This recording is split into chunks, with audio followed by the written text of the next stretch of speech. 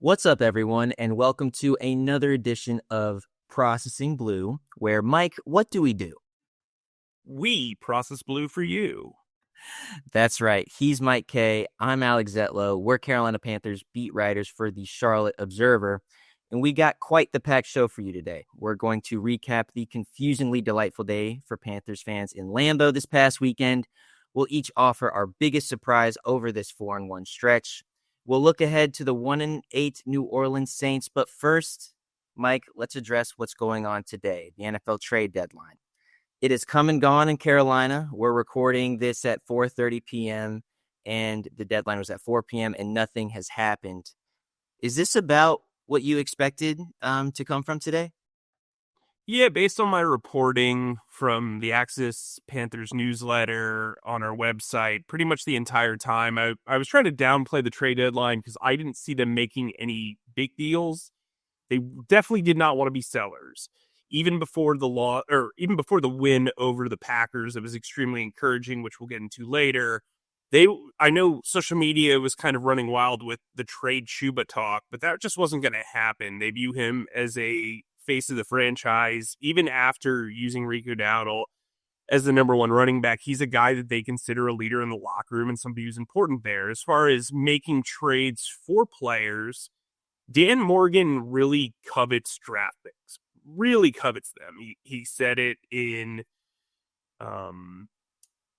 January at the Shrine Bowl. He said it in February at the Combine. He said it in March at the owners' meetings. He said it in April after the draft. He then said it after trading Adam Thielen in August. Mm-hmm. I don't know how much more you can emphasize how important draft picks are to a guy who has spent the bulk of his career scouting players.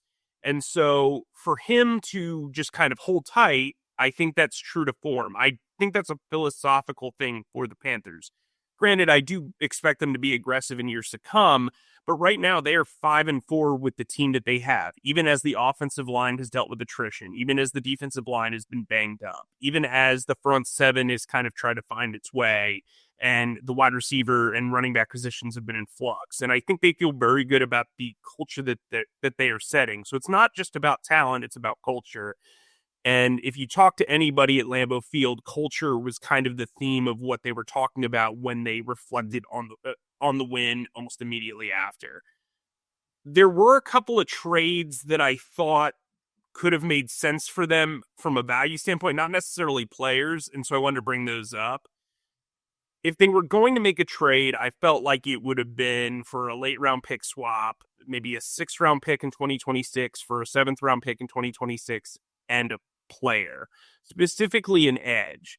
Really, if you look at what the Bears did with the Browns, the Bears acquired outside linebacker Joe Tryon Soyinka and a 2026 7th round pick from the Browns for a 2026 6th round pick. That was about like kind of the area that I thought they might go. Arden Key from the Titans kind of made sense. Matthew Judon from the Dolphins kind of made sense. Just an experienced rotational pass rusher who could come in and play behind DJ Wanham, Nick Scorton, Travis Gibson, and Princely Uman-Milan, especially with Uman-Milan dealing with an injury. Another trade that I thought was kind of interesting, though I don't believe the Panthers would have really made sense. Logan Wilson, he's kind of had a dramatically bad year, got benched on one of the worst defenses in the league. He got traded to Dallas for a 2026 7th round pick. That was like around the value that I thought they could maybe trade off for an inside linebacker, so that kind of made sense. The real trade that I thought they kind of maybe missed out on was Keon White in a 2026 7th round pick being sent from the Patriots to the 49ers, with the Patriots receiving a 2026 6th round pick. I just really liked Keon White as a prospect. I don't think he's really lived up to his hype, but that was kind of really good value in my opinion. Other than that, I mean, I don't know what you can complain about. Sometimes the trade deadline is about the trade you don't make, right? And, we saw the rumors about A.J. Brown, even though that seemed impossible because the cap hit, he wasn't traded. We saw Bradley Chubb be brought up a lot. He wasn't traded by the Dolphins. We didn't see Sauce Gardner and Quentin Williams really get brought up in trade discussions, and they both got traded for multiple top picks. Will those pay off? We're not sure, right? Like the Jets have to take advantage of these draft picks or those trades of two blue chip players will come back to bite them even further than what they've got right now. But they were 1-7 and they could lose with or without those guys. I think, Nick Samak is still on this team. I mean, anything can help. Hey, Mr. 4-0. The backup center is still here. And he, as long as you have him active on game day, good things are going to happen. That's pretty much why they beat the Packers, right? I know that I know that you're laughing about that, and we say that stuff in good fun, but what you just said was really insightful. You asked a question to Dave Canales yesterday about the trade deadline that I wanted to bring up.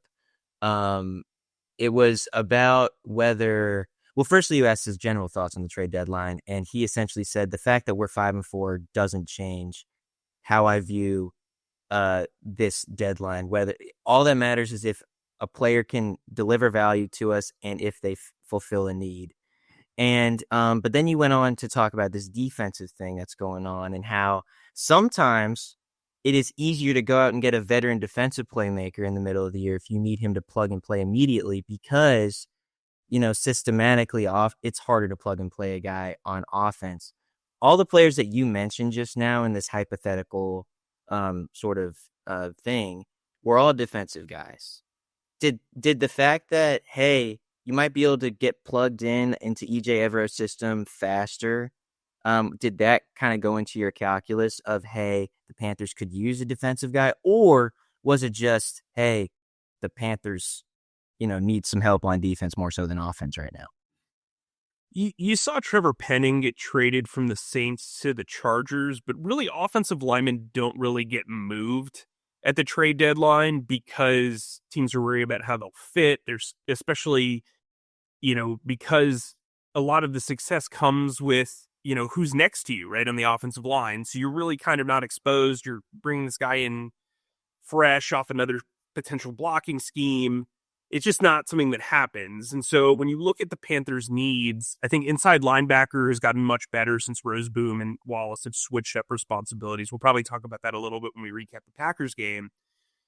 But really, edge was the position. They brought in Travis Gibson, who seemed like a play for a guy who was kind of at that level of the Arden Keys and whatever without having to make a trade. That's kind of what that kind of looked like to me. Mm-hmm. I don't think this team is a player away. I don't think they're 2 players away. I don't think they're 3 players away from being legitimate Super Bowl contenders. And so when you have to weigh that, you have to say to yourself, is trading a 3rd-round pick or a 4th-round pick for a rental really worth the move, especially with the way guys get injured and, where you are in the pecking order of the playoff race? Because you're technically not in the top 7 right now. And so they're so close to 500. The second half of their schedule is pretty tough. They have a late bye week. Like, there's just a lot of factors there. And I think they feel really encouraged by this draft class and the return on it so far.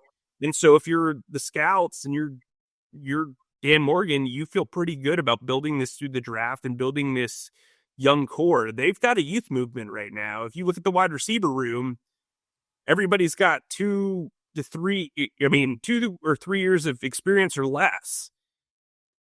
With David Moore out, obviously, and Hunter Renfrow being inactive. Yep. There's not a lot of like aging positions on this team. It's a team that is largely based on youth and development, and they're kind of living up to the hype. A'Shawn Robinson is really the one guy who you could say maybe he's expendable and has some trade value, but I don't think that's the case. Just talking around the league, I don't think a lot of teams are interested in the Panthers players. And conversely, I think Dan Morgan does a lot of really good research. He comes from the John Schneider and Brandon Beane trees. Those guys make a lot of calls. That doesn't mean they were actively interested in anyone. I think if they were and they wanted to be aggressive, they would have been. But I think for the most part, my understanding from people outside the organization is that they were going to stand still.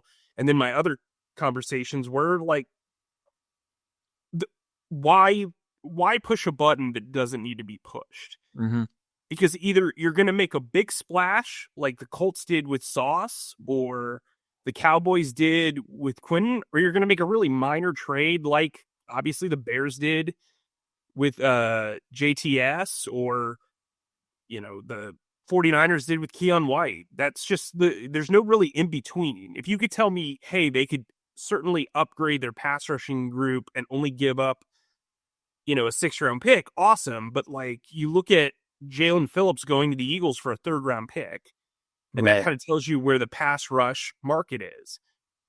I think that Dan Morgan would have been very hesitant to give up a mid-round pick for a player. If he could have gotten a pick swap, awesome.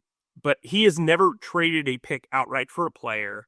In his 6 trades, only 2 of them have been incoming, and both of them involved another player. So it would be outside of his zone of interest, really, and his outlook to do that.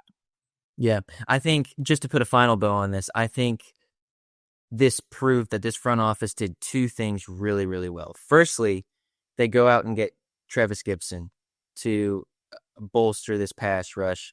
The 49ers were not happy when he came to Carolina. At least the fans were very loud about the fact that he departed. And he was on the practice squad, so the Panthers have every right to go out and get him and sign him to the active to their active roster according to team rules. The second thing, this Adam Thielen trade at the beginning of the season has aged so wonderfully.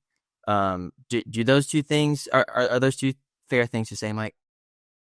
I think so, and something to kind of bear in mind over the next couple of weeks. Thielen, if he reaches 10 games, as I reported when the trade happened, if he reaches 10 games, the pick stays as a 7th-round pick. The conditional pick in 2026 stays as a 7th-round pick.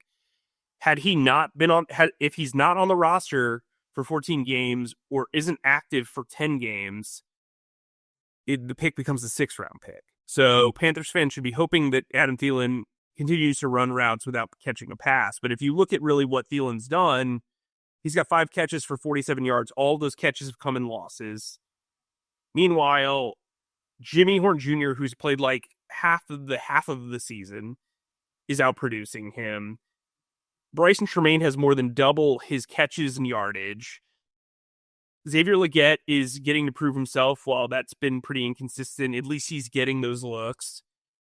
Jalen Coker, I believe, has 4 catches for 45 yards. So he's a catch and 2 yards shy of Adam Thielen, who's played the entire season. Jones been back for 3 games. So I think it was good business. I think that plays into everything. And I also think, the Panthers have 7 picks in each of the next 2 drafts. So they're whole, but those picks are bettered because of the Thielen trade. I think that's the type of move you want to make as a smart and shrewd GM. Yeah, heck yeah. Okay, well, that was really fun. That was really good stuff, Mike. Really appreciate that.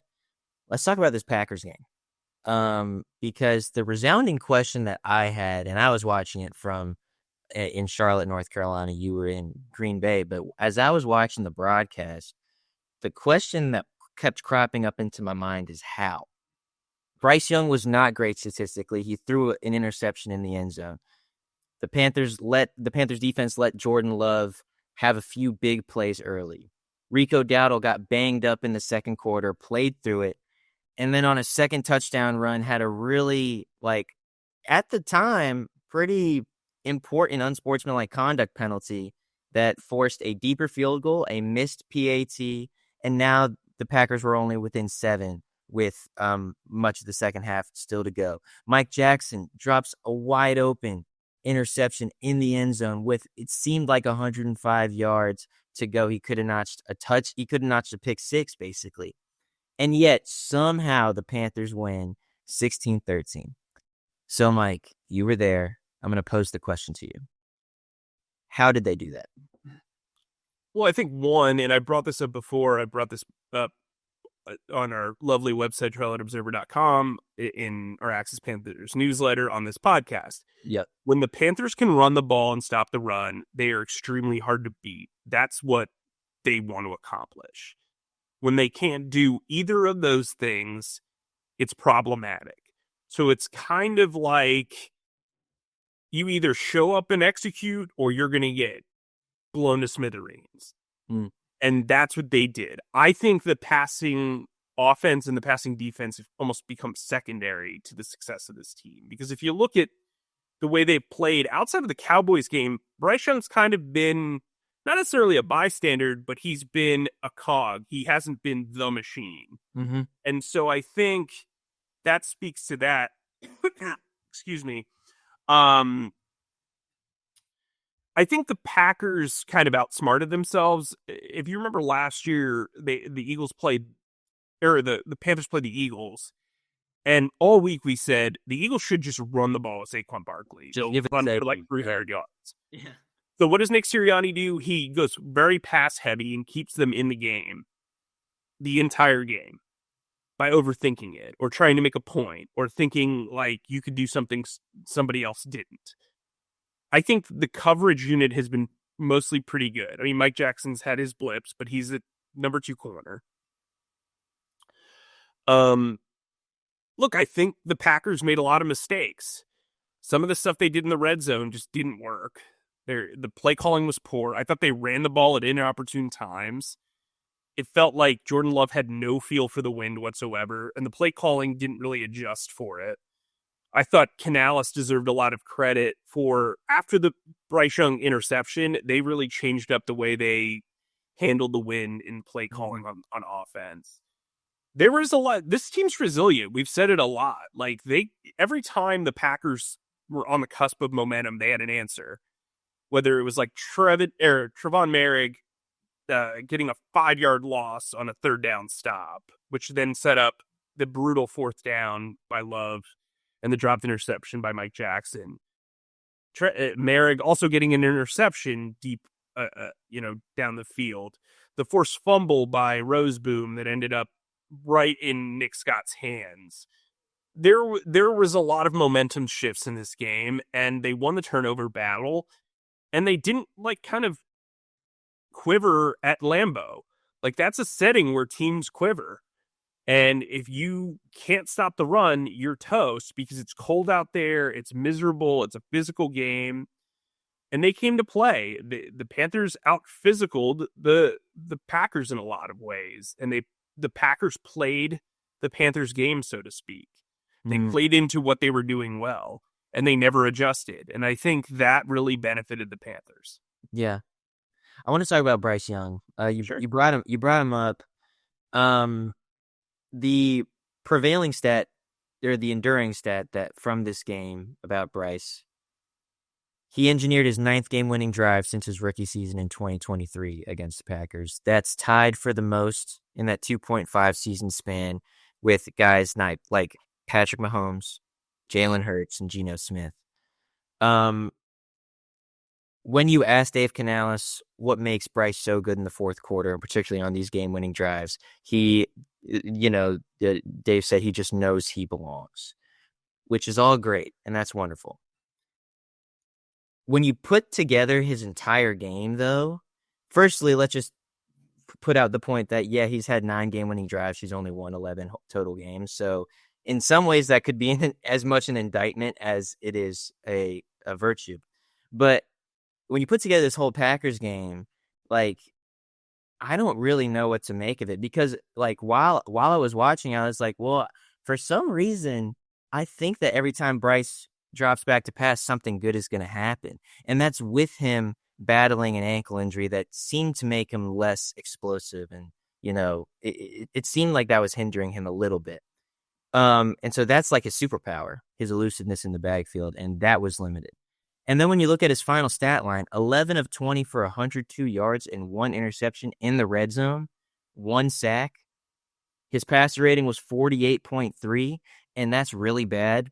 That's the worst of his season. And keep in mind, the first 2 passer ratings that he had of last season, the 2 games that ultimately got him benched, his passer ratings were 32.8 and 57.2. So right on par with bench-level Bryce. And yet, there's just something about this game, and I'm really trying to separate the final result from it. But there's just something about this game where he played, I don't know, I was confident. when he was back there at quarterback. I can't exactly pinpoint it. I mean, there were a couple throws just like looking back at it where he was throwing so ahead of a break that T-Mac made, or so ahead of a break that Xavier Legette made, that I was like, okay, that's a flash of like that's a flash of brilliance right there. And maybe the wind had a factor in it not showing up time and time again.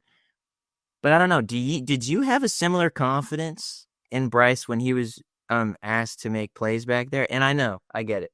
Rico was sensational, and that helps a ton. That helps a quarterback a ton when it comes to sustaining drives and eating up play clock and all these things. And of course, the Panthers only scored 16 points. But I don't know, man. There's just something about it that gave me confidence. I don't know. Do you agree with? Did you have a similar confidence? I had a confidence that they would win the game when they got the ball with 2:30. Throughout the game, though, I did not have the confidence. I was waiting for the shoe to drop. I do think he was hindered by the ankle. I think that was apparent. I do think the wind played a factor. He had the one throw in the end zone that became an interception that might as well have just been a slot fade to Xavier McKinney. Like, it was so far away from the fade that Legette ran. And I saw people on Twitter being like, why doesn't he track the ball? It's a fade route. What do you mean? He's supposed to get outside shoulder. What are we talking about? That whole thing just looked awkward, man. Like, yeah, you know what? It was probably a bad throw, but I do think the wind did. I mean, there was no one in that area, right? And look, that throw is an anticipation throw, and so maybe Legette ran the wrong route, but if he ran the route that he was supposed to, that was a horrible throw. And I don't think Bryce would ever admit that he ran a wrong route or whatever, but I do think like it was a bad throw one way or another. Sure. Bryce we've talked about this on the podcast numerous times. I'm not going to make excuses for him, but he is the type of player that it feels like the first half doesn't have enough oomph. You know, they talk about relief pitchers. Like when they sit down and they have to come back up, or when relief pitcher, like a closer, comes into a blowout, it's hard for them to get up. Like, you know what I mean? Like emotion and adrenaline. That's what Bryce feels like in a first half. It never feels like he can start fast and just pick up momentum. It's very rare. So they're always playing in dig out of the hole mode. And I think he's so comfortable in that. I joked with him after the game. I said, did you give them the Iron Bowl speech? Because I wrote a story about him where all of his teammates were like, would you rather be somewhere else? I mean, or is there any place you'd rather want to be? Mike, I don't mean to quote you. I don't mean to be that guy and quote your own story to you, because it was such a great story. But the direct quote was, where else would you rather be? Yeah, where else would you rather? Thank you. And so I just made the joke, did you give him the Iron Bowl? And he was like, no, I don't give speeches, blah, blah, blah. And I'm like, come on, Bryce. You knew what I was getting. Bryce, please. Okay. Bryce, come on, my guy. He was actually, honestly, that was one of his more verbose and enlightening press conferences that he has had in a very long time. Mm-hmm. I don't think Bryce is the cop. I mean, it is the machine of this offense. I think when the running game is going, we saw this last year with Chuba. When the running game is going and the defense is making stops, this team can win. If they can't do either, it doesn't matter how good Bryce is, because we saw that in the last time, you know, he played the Packers. They lost that game 33-30. Obviously, it was the Frank Reich era, but he had an outstanding performance, and it didn't really matter. It feels like every time Bryce puts up really good numbers, like, hey, that could be Pro Bowl numbers, they typically lose because they're relying solely on him to throw the ball. And so I don't know if that's problematic. I don't know if Canales is comfortable with that long term. I don't know if it's sustainable. But the way this team wins games is by running the football and stopping the run, because people are afraid to test J.C. Horn. Mike Jackson's been better than good. Yeah. And I think the safety groups played a little bit better than given credit. And so with the linebackers playing better and the defensive front playing a little bit better, I've kind of been right about Wharton. After all, he hasn't been terrific against the run. Even though he played pretty well against the Jaguars before getting injured, that's kind of regressed. But I think for the most part, Derek Brown, Ashawn Robinson's played really well. I think Nick Scorton's been terrific. They're figuring this out, and I just kind of think like the identity is running the ball and stopping the run. Yeah, yeah. No, all that makes sense. I can't believe you're gonna dunk on my guy Turk Wharton after his 7-tackle career high game, but that's all right. All right, listen. Here's the thing. People love talking about tackles. Typically, if you are making a lot of tackles, you're probably getting run at, especially as a defensive lineman. There's nuance to that. When Derek Brown had his career tackle thing, it's because he was throwing dudes out of the way and going and attacking downfield. Yeah. That's not really what Wharton's done. And I'm not like hating on him. I'm just saying he's just defense is not his thing. Yeah, no, that's fair. I was just joking with you. All right. Somehow the Panthers are 4-1 in their past 5 games. I was thinking that we could do just the biggest surprise of this 4-1 stretch. Mike, I want to hand it to you first, and then I'll give mine. There's so many things that is surprising about this 4-1 start, considering the first 2 games of the season. But if you could pinpoint one, what would it be for you? I mean, if you told me that Rico Dowdle was going to be the full-time starter on this team and entering week 9, I would have laughed in your face. Right. I'm probably Chuba's biggest advocate in the local media, I would think. I'm a big fan of the way he runs. He has not looked the same. And then when you consider how banged up this offensive line's been, Robert Hunt, who was their best offensive lineman last year, Austin Corbett not playing well in the first 2 weeks, then getting injured. Taylor Moton's missed 2 games, Mr. Reliable, right?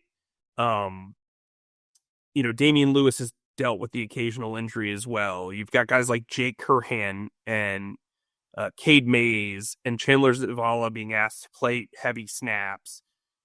It's just like, I understand the depth. We talked about the depth, and they've been able to survive pretty much everything. I'm not saying it's been perfect, but as you mentioned, Bryce got sacked for 0 yards on a scramble.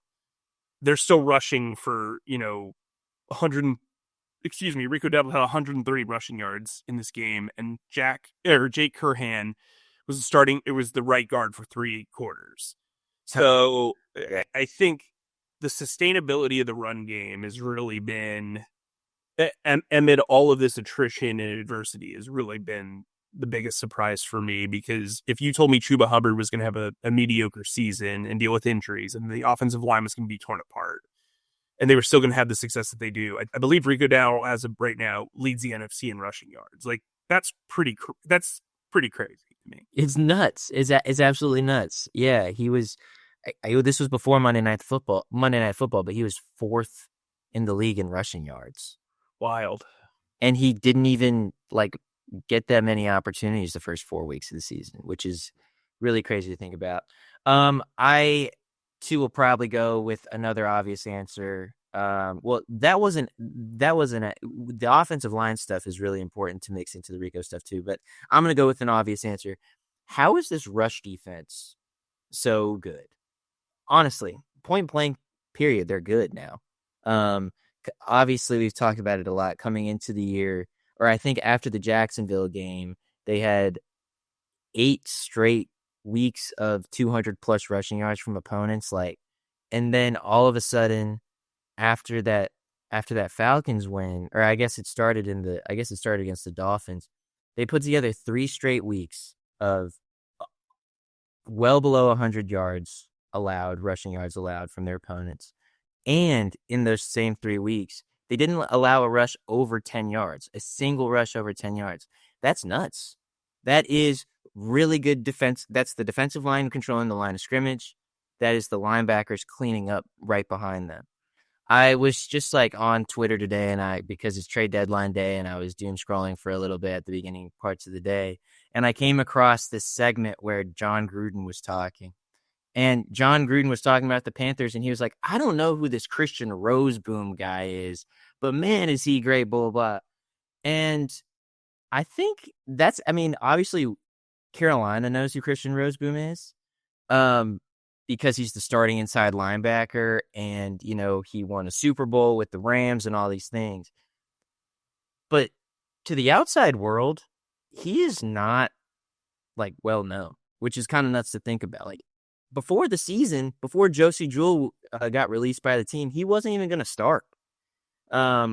So the fact that he is turning in the performances that he had a career high 15 tackles against the Packers, and that's also back-to-back weeks of 12 plus tackles. No Carolina Panthers linebacker has done that since 2016, and that linebacker was Luke Kuechly. So whenever you're involved in like some Luke Kuechly history, that's great.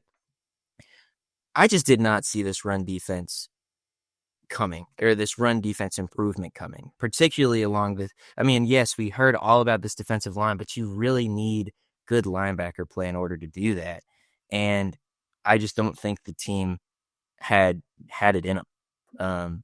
I don't know how you feel about that. Do you have any follow-ups on that? Or, I just didn't see it. I've been enamored with the run defense since Evero got here. I pretty much brought it up almost every Evero press conference for his first 2 years here. So, no, I think it's been great. I think Trevin Wallace played particularly well since inheriting the green dot from Roseboom, who I think is more of a natural off-ball era, more of an outside linebacker type.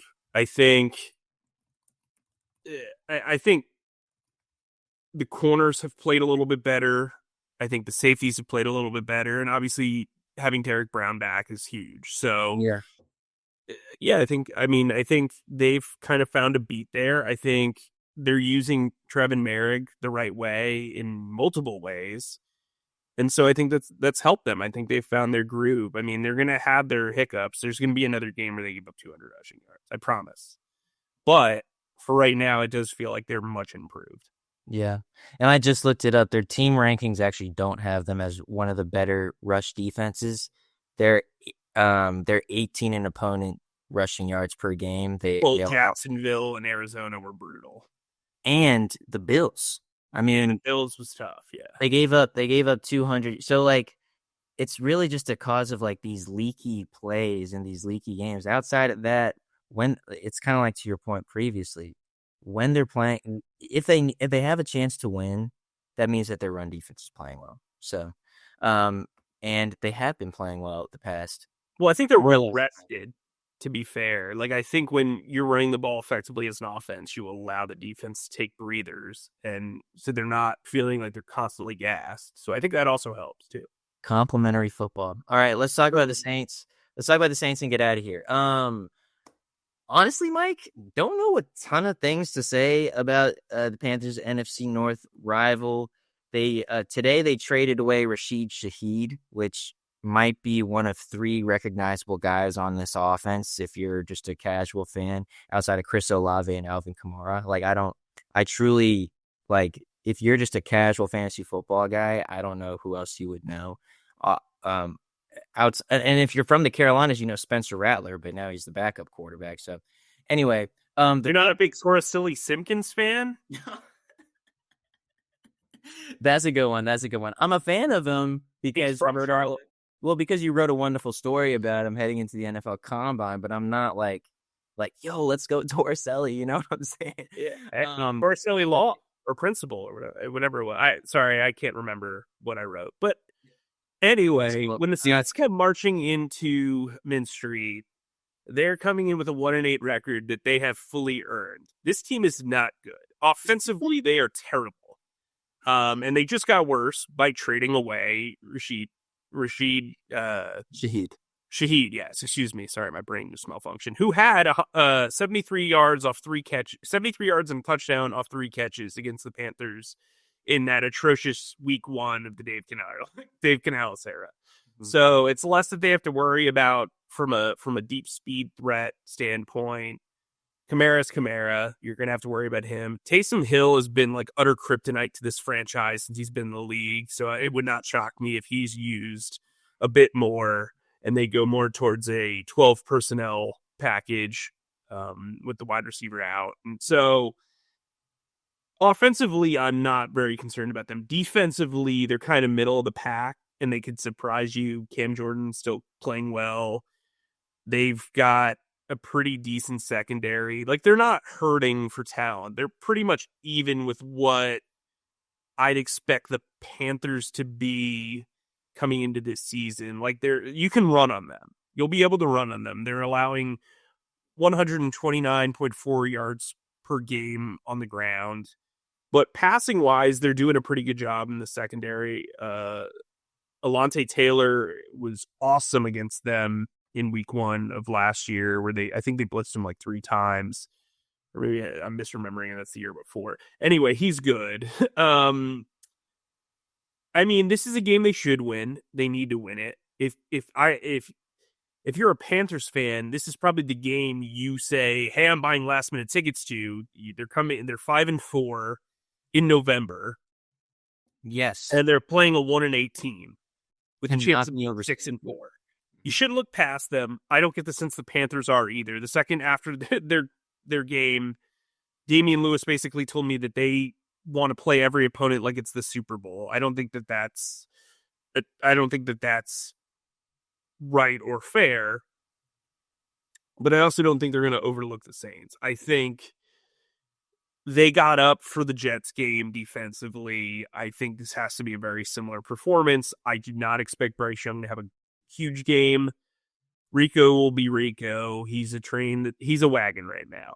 But defensively, I think they're going to have to play pretty similar to how they played against the Jets and the Packers. I don't expect this to be a super high-scoring game. I'm trying to remember how much the Saints score about 15 points a game. Was that what it was? Yeah, 15.3 points per game.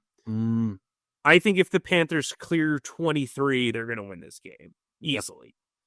They just don't have it at quarterback. I think Kellen Moore is going to become a pretty good head coach. I just don't think he's there. I think he's where Dave Canales was last year. And so I think if the defense performs well, they should be able to run away with this one. And my score, since I said if they surpass 23, I'm going to say 24-16. Oh, hey, closer than I think a lot of people would imagine. The line right now is 5.5. The Panthers. Right, but remember, you get 3 for being at home, so it's really 2.5. Yeah. But which I still don't think is enough. But I'm taking the over. Yeah, no, that's fair. It's significant nonetheless, though, because, okay, just to clear this up, and I mean, you can retweet whatever you want to retweet. It's still cool. There was a tweet going around, a report going around that the Panthers are the only team in NFL history to be 5-4 and not be favored in any of those games. According to FanDuel Sportsbook, up until kickoff, the Panthers were favored against the Jets. So I'm not exactly, maybe CBS had different lines that they were working with or whatever, but like they had been favored in a game before this season. Still, 5.5 is the most that they have been because they were only favored by 1.5 points against the Jets. So that's significant nonetheless.